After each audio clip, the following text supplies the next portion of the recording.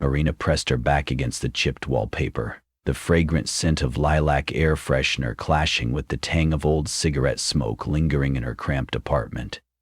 The overhead light flickered as she tried to steady her breathing, hands trembling from the vision that had just assaulted her mind.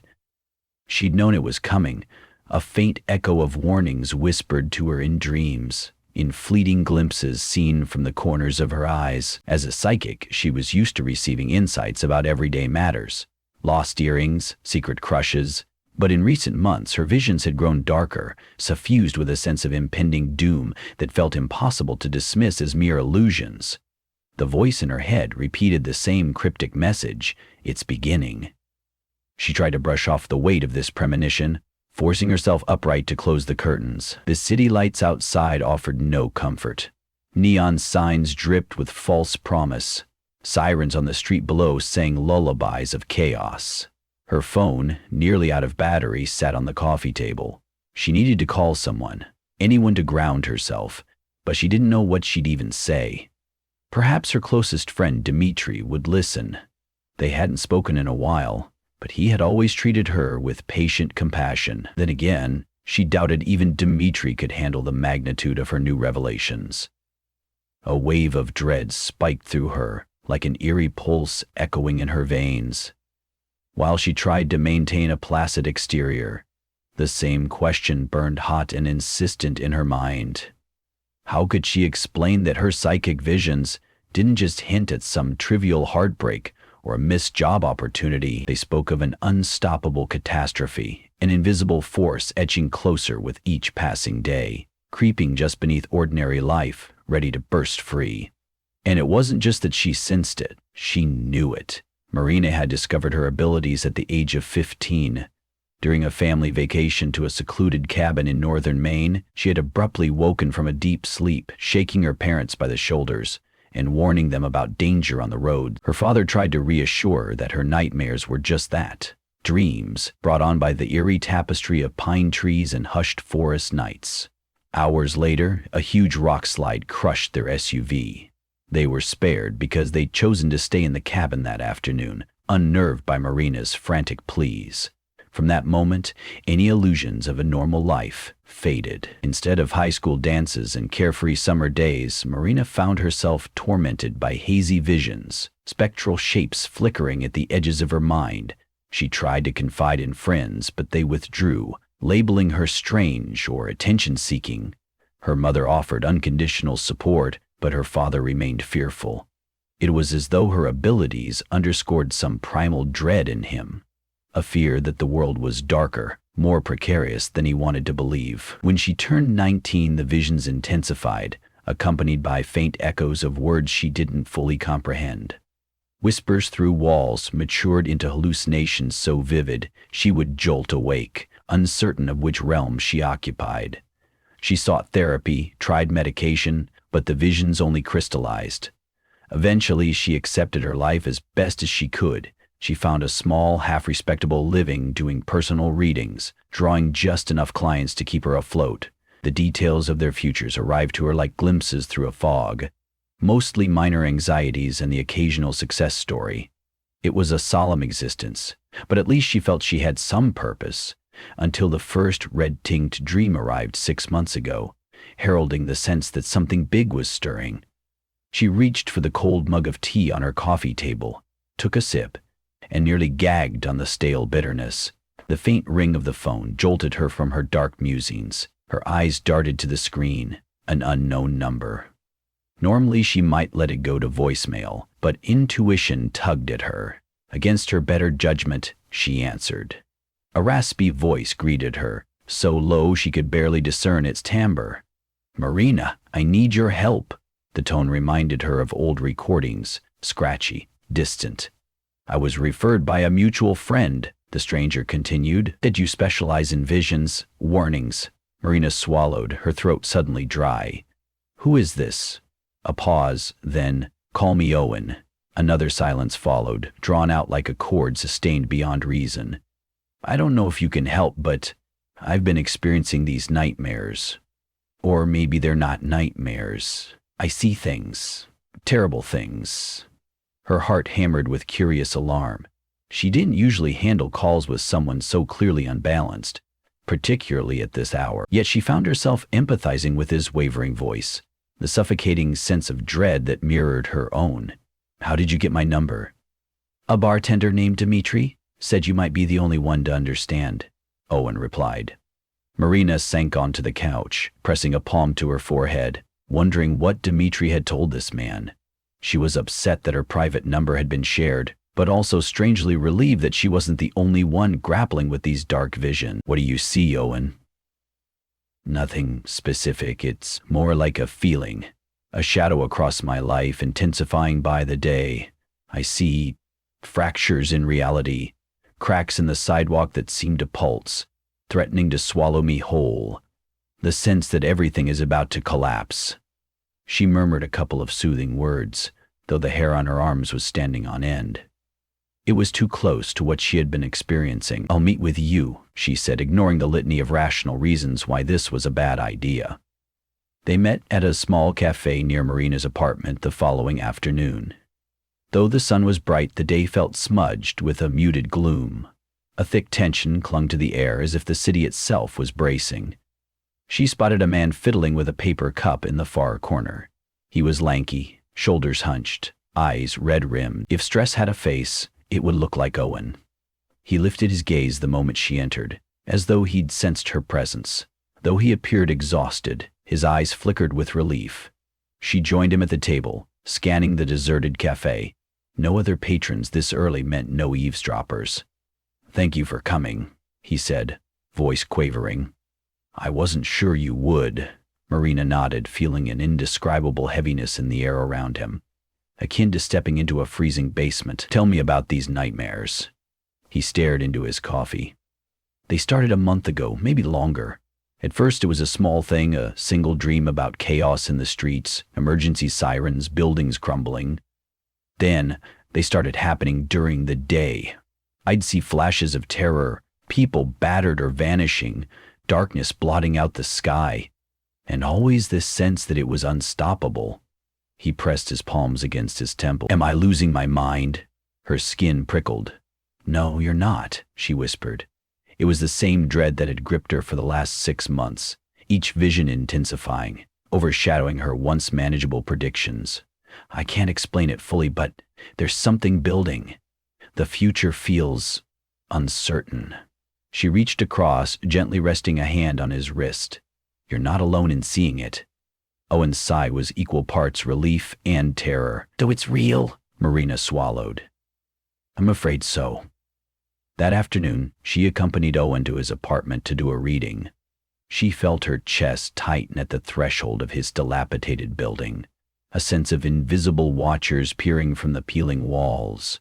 Each step up the sagging staircase seemed to echo with foreboding. Inside, the apartment was sparsely furnished. A single worn couch, a coffee table strewn with half-empty water bottles, and an old television flickering on mute. The atmosphere was suffocating. Hardly had she sat down when a dizzy spell overwhelmed her. She squeezed her eyes shut and glimpsed a flash of spinning color, like a vortex of images swirling in quick succession. She struggled to tether herself to reality, training her breath.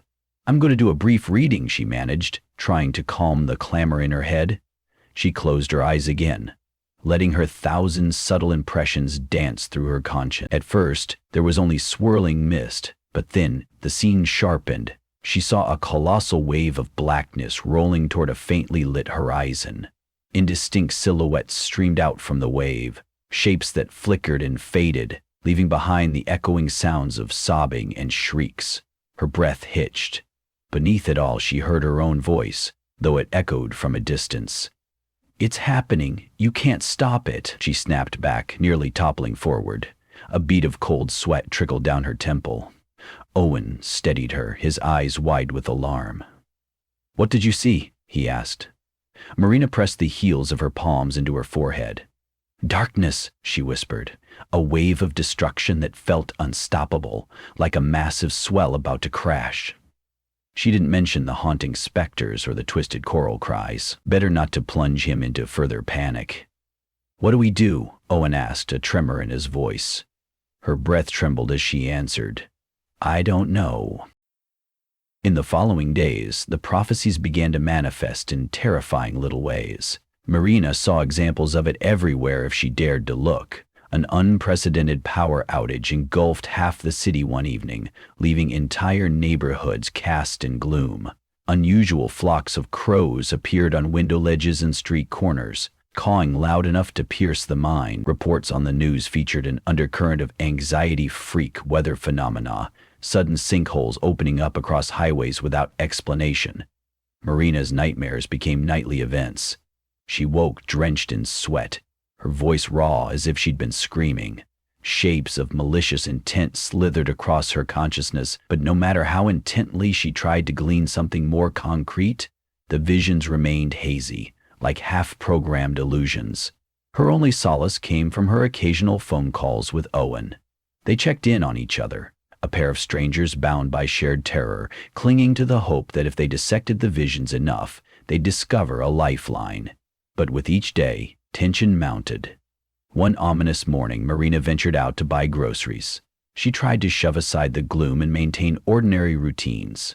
The sidewalk was dotted with grim-faced pedestrians, carefully avoiding each other's gazes. A raw chill hung in the air, even though it was midsummer.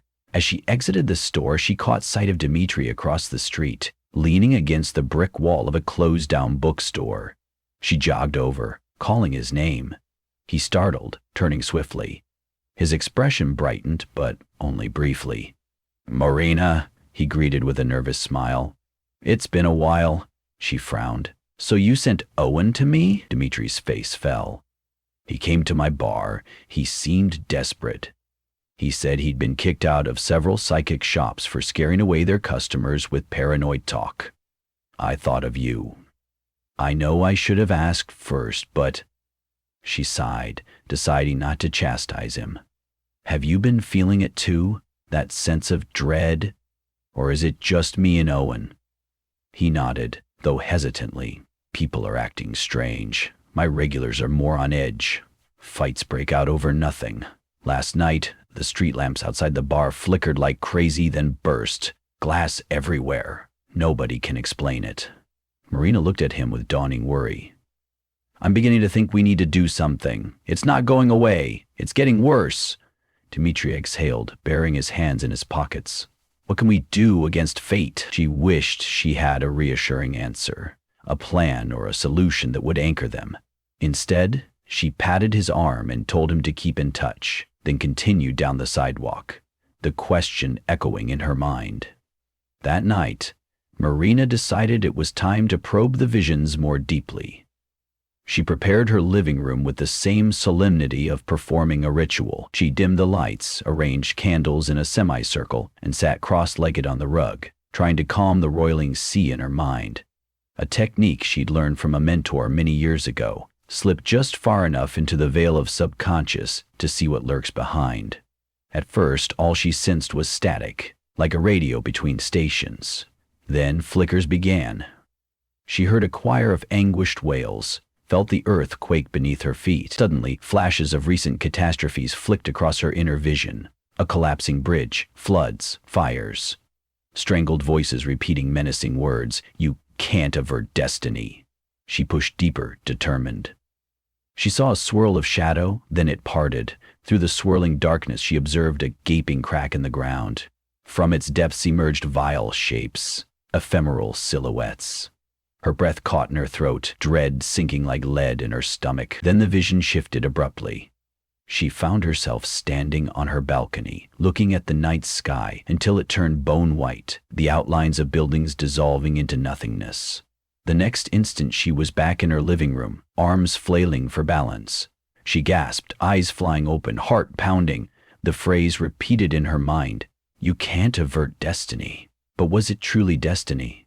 Or was it a manifestation of fear growing stronger each day? She groped for some glimmer of light in the darkness. If these visions were warnings, perhaps there had to be a way to lessen the impact of the looming threat. She didn't want to believe in a predetermined doom, waiting passively to devour them all. Before she had time to catch her breath, her phone buzzed. It was Owen. She answered, only to hear him babbling in panic. "Marina, something is happening." There's water flooding up from the basement of my building, but the weather is clear. No burst pipes, no reason for it. He sounded on the edge of hysteria. And the water, it smelled like something rotten. She barely hesitated. I'll come over. Barely 20 minutes later, she stood in the lobby of Owen's building. Water swirled around her ankles, suffused with a foul odor that burned her nostrils. The overhead lights flickered sporadically, blanketing the corridor and haunting shadows between bursts of pale light. Residents milled around in confusion. Some tried to wait outside, others hurried with buckets that seemed pitifully small compared to the relentless surge of sludge creeping in. She found Owen on the second-floor landing, perched on a step to avoid the rising water. His eyes were bloodshot, a frantic mania in them. I called the city, he said, voice trembling. They have no explanation for a flood in this area, especially on a dry night. They'll send someone to check, but they sounded as confused as I am. Marina's pulse hammered. This was no ordinary plumbing mishap. She saw it as a sign, another puzzle piece sliding into place. The tension in the air was suffocating, as though the building itself was groaning under some malevolent weight. She reached out, gently squeezing Owen's arm. We need to leave. It's not safe. He nodded, but before they could move, the lights buzzed and went out, plunging them into darkness. An instant later, the emergency lights flickered on, casting a sickly, greenish hue over the flooded hallway. The water reflected the harsh glow, transforming everything into a surreal, nightmarish tableau. Owen exhaled sharply, and in that moment, Marina felt a wild lurch in her mind's eye, the sense that the boundary between the known world and her ominous visions was thinning, merging. She forced calm. Let's get you out of here, she said, guiding him past the creeping sludge. Outside, they stood on the sidewalk, stepping away from the building as panicked tenants flowed out, voices echoing in confusion. Sirens wailed in the distance. Marina stared at the watery ruin in disbelief. She felt that same voice coil in her thoughts. It's happening. In the days that followed, more inexplicable phenomena beset the city.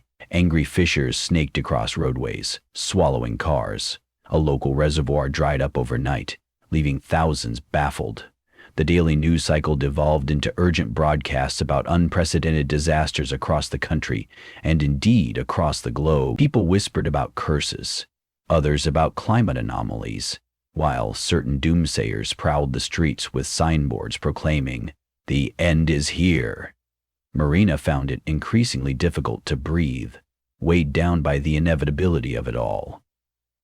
Owen was staying temporarily in a cheap motel, reluctant to let her out of his sight for too long.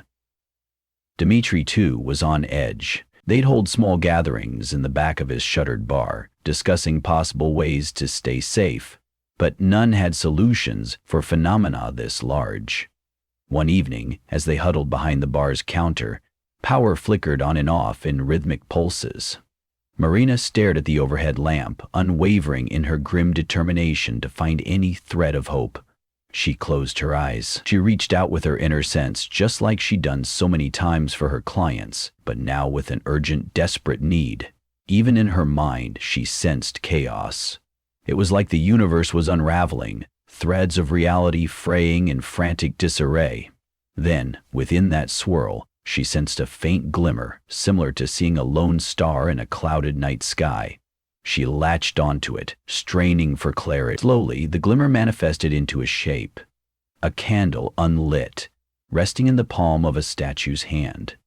Something about the statue felt familiar, reminiscent of an old cathedral or a historical building. She saw stone arches, stained glass shimmering in the periphery. She emerged from the trance, gasping. Dmitri and Owen exchanged worried looks, but Marina clutched Dmitri's hand. "Do you know of a place with an old stone statue holding a candle?" Without missing a beat, Dmitri answered, "The St. Malachy Cathedral on the east side. There's a statue of an angel holding a candle at the entrance." Marina nodded, forcing composure as adrenaline surged. "We need to go there." They arrived at St. Malachy Cathedral under brooding skies. The city's power grid was unstable, so the street lamps barely provided enough light to see the building's silhouette. The cathedral's massive facade loomed, gargoyles perched high above like silent sentinels. Though it was well past midnight, Marina felt compelled to see if there was anything waiting for them within. The heavy wooden doors creaked as they entered. Inside, the cathedral's nave was illuminated by flickering candlelight near the altar, lending a ghostly shimmer to the columns vanishing into shadow. The statue of the angel stood to the right of the entrance, large wings spread in an eternal gesture of solace. Indeed, a stone candle rest balanced delicately in the angel's palm, unlit. Marina approached, her heart hammering. She couldn't reason why this place would help them avert the chaos, but the vision had led her here. She extended a trembling hand to the statue's candle. Though it was made of stone, she noticed a small, hollowed-out nook, the space where a real candle could be placed. She glanced around until she found a single wax candle on a nearby stand and carefully set it into the statue's hand. When she lit the wick, a tiny flame danced to life. She felt an invisible ripple pass through the air. A hush descended, as though the cathedral's thick walls now separated them from the swirling madness outside. For a moment, she closed her eyes, a thin tear escaping. "Marina," Owen whispered, "why do I feel calmer?" She turned, noticing an unmistakable shift in his demeanor. The tightness around his eyes had eased, and his breathing was steadier. She looked at Dmitri, who nodded, his expression reflecting awe. Then a sudden memory surfaced in Marina's mind, the words of the old mentor who once told her that some visions serve as beacons, pointing toward sanctuaries or safe havens to gather hope and clarity. Maybe chaos was unstoppable, but hope still flickered in pockets of serenity. The darkness couldn't claim everything if there remained even a single flame of resilience. In the weeks that followed, while calamities continued to batter the region, Marina, Dmitri, and Owen found themselves returning to that cathedral. Initially, it was out of pure desperation, but with each visit, a sense of quiet perseverance seeped into their bones. Other anxious souls began to trickle in, drawn by the hushed calm that pervaded the ancient building. The caretaker, an elderly man named Father Robards, welcomed them kindly, as though he instinctively understood why people were gravitating to that candlelit statue.